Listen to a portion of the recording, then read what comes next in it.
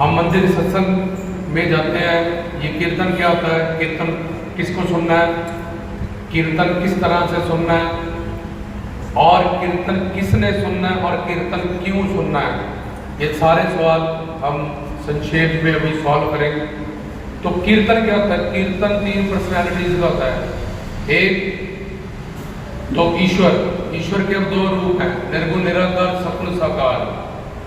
सगुण साकार रूप में 5 देव अवतारी उपासना आती है, आदि शक्ति उपासना, विष्णु उपासना, शिव उपासना, सूर्य उपासना और गणेश उपासना।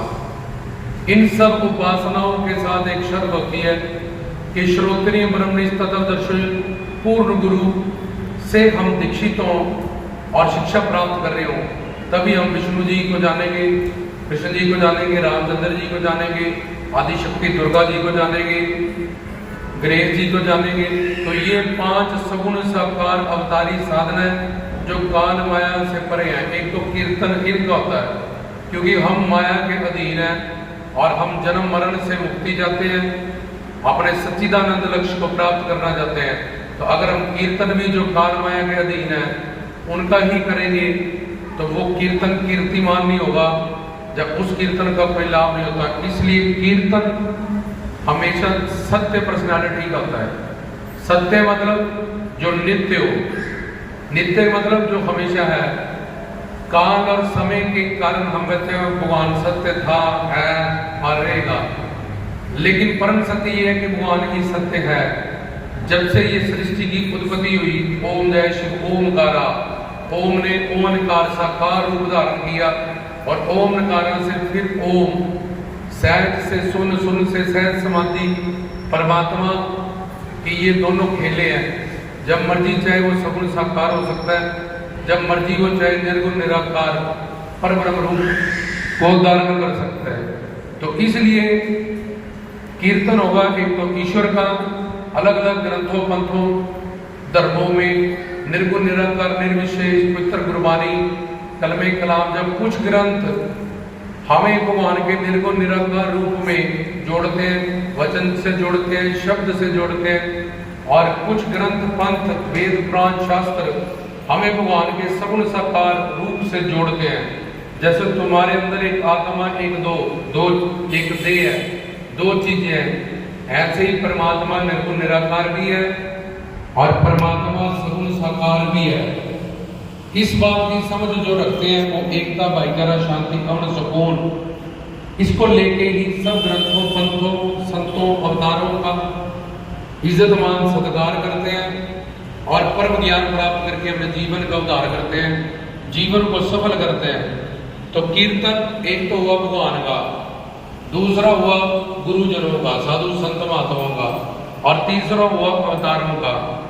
अब ये कीर्तन है जिस कीर्तन से हम जुड़ के अपना उद्धार कर सकते हैं, अपना कल्याण कर सकते हैं। भगवान हमारा सब कुछ है, बंधु, सखा, माता, पिता, पति, परमेश्वर। तो इसलिए उसके पास जगदानंद भी है, संसार के सुख मांगो, आत्मानंद आत्मा के सुख, ब्रह्मानंद ब्रह्मात्मा के सुख, प्रेमानंद उसकी करीबी के, उसके प्रेम, उसके इष्ट के सुख। तो हमें जो भी चाहिए भगवान हमें वही देता है, हमारी प्रारब्ध के अनुसार हम जितनी तन मन धन से सेवा करते हैं। तो कीर्तन 3 पर्सनालिटी का होता है, ये पहली बात करें। तो कीर्तन किसने करना है? कीर्तन करेगा जो माया के अंडर है, माया अधीन जी। क्यों करेगा? क्योंकि वो सुख चाहता है। सुख कोई शांति, आनंद, सुकून, प्रेम, किसी भी नाम से वो प्रनाउंस कर सकता है। लेकिन वो सुख क्यों चाहता है? उसको किसने सिखाया? माँ के पेट से पैदा हुआ, कष्ट हुआ, मरते वक्त, पैदा होते वक्त कष्ट होता है तो रोया। क्यों? क्योंकि अब बाहर से सांस लेनी पड़ेगी और बाहर से भोजन चाहिए, दूध चाहिए, तो वो रोया। क्योंकि उसका आनंद जो माँ के 7वें महीने में उसको एक नाद, एक प्रकाश उसके आगे आ जाता है। वो भगवान से कहता है कि भगवान मुझे इतनी गंदी जगह पे, ऐसे नर्क में, जीवन में जहाँ मुझे कीड़े खा रहे हैं, तो उन्हें क्यों यहाँ पे लटकाए रखा है इस अंधेरी जगह पे। तो भगवान उसको उसके पिछले जन्मों के सारे पाप और संस्कार माया अधीन जीव को याद कराता है। तो फिर वो देखता है कि हाँ, तो फिर वो कहता है कि जब तक मैं गर्भ से बाहर ना जाऊं हे मेरे प्रभु तू दीन दयाल है, अकारण करुण है, पतित पावन है, मेरे पे कृपा कर।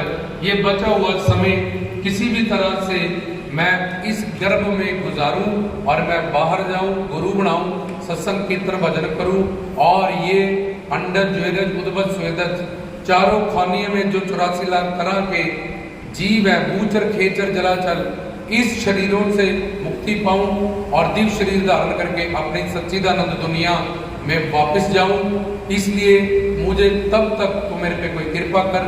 तो एक नाद उसके अंदर ओम ओम ओम ओम, बच्चा इसको सुनता है और एक प्रकाश उसके सामने प्रकट हो जाता है। तो उसी प्रकाश और नाद के सारे बच्चा अब इंतजार करता है कि मैं जल्दी माँ के गर्भ से बाहर जाऊं और फिर बाहर आके मैं गुरु बनाऊं, ज्ञान प्राप्त करूं। इससे पहले बुढ़ा बुढ़ेपे में पहले वो जवान था, जवान से पहले बच्चा था, बच्चे से पहले मांस का लोथड़ा था, मांस का लोथड़े से पहले पिता का वीर्य था, पिता के वीर्य से पहले खून था, खून से पहले खुराक था, और खुराक निकली मिट्टी से, मिट्टी से तुमने भोजन खाया, खुराक मिली, खून बना, वीर्य बना, मांस का लोथड़ा बना, और मिट्टी की यात्रा मिट्टी में खत्म हो गई। लेकिन उसके अंतर्गत ये जो आत्मा इस शरीर में आई अपने लक्ष्य को लेके, जो उस लक्ष्य से चूक गया, जिसने अपना ये अनमोल जीवन बर्बाद कर दिया, अब वो 84 लाख में घूमेगा, कभी भी शरीर से मुक्ति नहीं पाएगा वो, क्योंकि उसको 84 लाख में अंडज ज्वेरज उद्भट स्वेदज इन शरीरों का धारण करना पड़ेगा। मनुष्य शरीर में ज्ञान शक्ति थी और कर्म योनि प्रदान था, अब उसने वो खो दिया। इतना बड़ा पश्चाताप, जैसे हम कोई अपनी चीज खो दे, हमारा कोई नुकसान हो जाए, तो इतना बड़ा नुकसान और इतना बड़ा पश्चाताप, हजारों करोड़ों के मुझे मानव शरीर मिला था, मैं कभी लड़का लड़की बना था और मैंने अपना ये अवसर ऐसे ही गवा दिया। अब जब मनुष्य था तब भी दुखी रहा, आदि देवी का भौतिक देहात्मिक, ये सब दुख उसको तंग करते रहे। और मरने के बाद यमदूतों की यातनाएं, नरक की यातनाएं, उन योनियों की रोटी कपड़ा मकान संघर्ष, इनकी यातनाओं को भी उसको सहना पड़ा। इसलिए इस माया अधीन जीव को सुख चाहिए, शांति चाहिए, प्रेम चाहिए, आनंद, ये भगवान के ही सारे नाम है। तो उस सुख को पाने के लिए शादियां, घर परिवार, बीवी बच्चे सब कुछ किया, लेकिन संसार में जितने भी सुख मिले वो नश्वर थे। मिलने के बाद उनका नशा कम हुआ, होने के बाद उलट हुए, उलट के बाद मरने के बाद जब वो मर गए, जब हम मर गए, तो ये सारा जीवन हमारा व्यर्थ हुआ।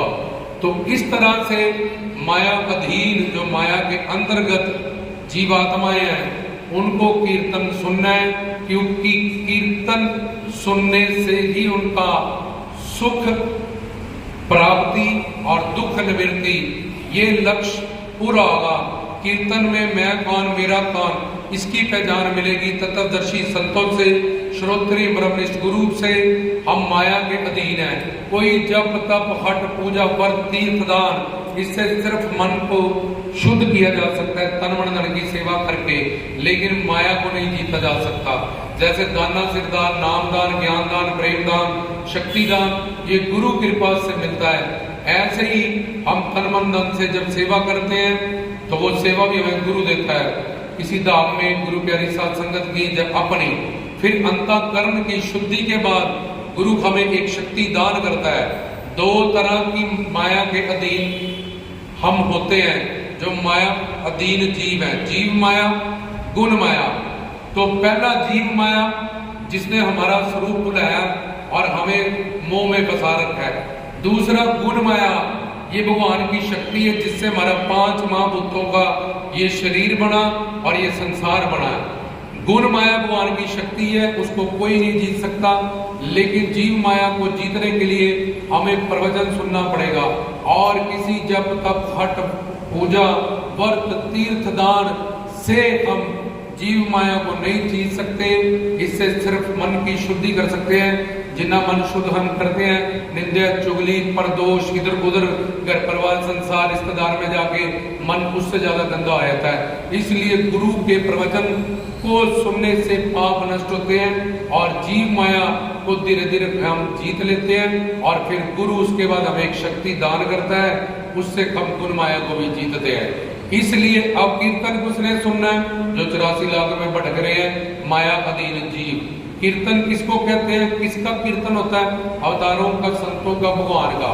कीर्तन ही क्यों सुनना है? क्योंकि भगवान को पाने के 4 मार्ग है। पहला कर्म दर्ग मार्ग, इससे स्वर्ग मिलेगा। स्वर्ग में पुण्य जब शून्य हो जाएंगे फिर तुम्हें नरक में डाल दिया जाएगा। दूसरा ज्ञान मार्ग, जिसमें के साधन चतुष्टा संपन्न बनना पड़ता है। कलयुग में ऐसा बनना, ऐसे गुरु, ऐसे शिष्य ढूंढना बहुत मुश्किल है। और तीसरा योग मार्ग, यम, नियम, आसन, प्राणायाम, प्रत्याहार, धारणा, ध्यान, समाधि, ये उससे भी मुश्किल है। कलयुग में याददाश्त कम है, हमारी आयु कम है, ऐसे गुरु ढूंढना नामुमकिन के बराबर है। ऐसे शिष्य ढूंढना, उनकी शरणागति हो, ये भी नामुमकिन के बराबर। गुरु ठीक है, शिष्य ठीक नहीं है, शिष्य ठीक है, गुरु ठीक नहीं है। ये कलयुग की विडंबना होती है। अगर गुरु और शिष्य दोनों ठीक है, शिष्य की शरणागति नहीं है गुरु के चरणों में, तो तभी उसकी बात नहीं बन पाती है कलयुग में। खैर, माया अधीन जीव को कीर्तन सुनना है। कीर्तन ही क्यों सुनना है? क्योंकि कर्म धर्म से स्वर्ग मिलेगा। स्वर्ग जाके कोई फायदा नहीं है। पुण्य शून्य रहने के बाद फिर 84 लाख में आएंगे। ज्ञान और योग कलयुग जीवों के बस का नहीं है। तो अब एक बचा प्रेम मार्ग, इसी को समर्पण, इसी को भक्ति, इसी को भक्ति मार्ग, इसी को प्रेम मार्ग, इसी को समर्पण मार्ग कहते हैं। इसमें 9 तरह की भक्ति होती है। श्रवण, मनन, कीर्तन, पाद सेवन, वंदन, अर्चन, दास, साख्य, आत्म निवेदन। ये 9 भक्ति करने वाले के लिए भी कलयुग में जीव के पास इतनी बड़ी आयु नहीं है कि वो ये सारी भक्तियां कर सके। ना ही यादाश्त की इतनी ज्यादा पावर है कि वो सारा ज्ञान याद रख सके। तो इनमें से 3 भक्तियां प्रदान कर दी जाती है कि सिमरन करो। गुरु ने जो मंत्र दिया, जब अवतारों के जो मंत्र है, जब पवित्र ग्रंथों पंथों के जो श्लोक है, जब वाणी है, जो उनमें जो ज्ञान दिया गया। दूसरा, नाम गुण रूप लीला धाम और संतों का कीर्तन करें। और तीसरा, गुरु से ज्ञान प्राप्त करें। और इन तीनों में से भी कलयुग में कीर्तन प्रदान इसलिए किया गया क्योंकि सिमरन में मन को जोड़ना ये मुश्किल है, और पूर्ण गुरु का मिलना और तत्व ज्ञान प्राप्त करना और उसको ग्रहण करना, याद रखना और फिर आगे आगे प्राप्त करना, ये भी मुश्किल काम है कलयुगी जीवों के लिए। तो इसलिए कलयुगी जीवों की आयु को देखते हुए और उनकी अवस्था और बुद्धि में जो विवेक है, इन बातों को दृष्टि में रखते हुए कलयुग में कीर्तन प्रदान की परंपरा चली कि कीर्तन से जुड़ के कोई भी पाप आत्मा, दुरात्मा, जिसने जितने भी पाप किए हो, कितना भी भटका हो, वो अपने जीवन में कीर्तन से जुड़ के अपना कल्याण कर सकता है। तो कीर्तन मार्ग है जिसको के भक्ति मार्ग, प्रेम मार्ग कहते हैं, शरणागति मार्ग कहते हैं। तो चारों मार्गों में से कीर्तन ही क्यों करना है? क्योंकि और किसी मार्ग में चलेंगे तो हमारा टाइम वेस्ट होगा और हमें हमारा लक्ष्य नहीं मिलेगा। इसलिए कीर्तन से ही कल्याण हो सकता है। और दूसरा, कीर्तन किसने करना है? जो माया के अंडर है। क्यों करना है? क्योंकि उसको सुख चाहिए। तो सुख तभी मिलेगा क्योंकि दुख मिलने का कारण अपने कर्म है। तो उन कर्मों से मुक्ति पाने के लिए इतना सिमरन में ध्यान जोड़ना ये मुश्किल है।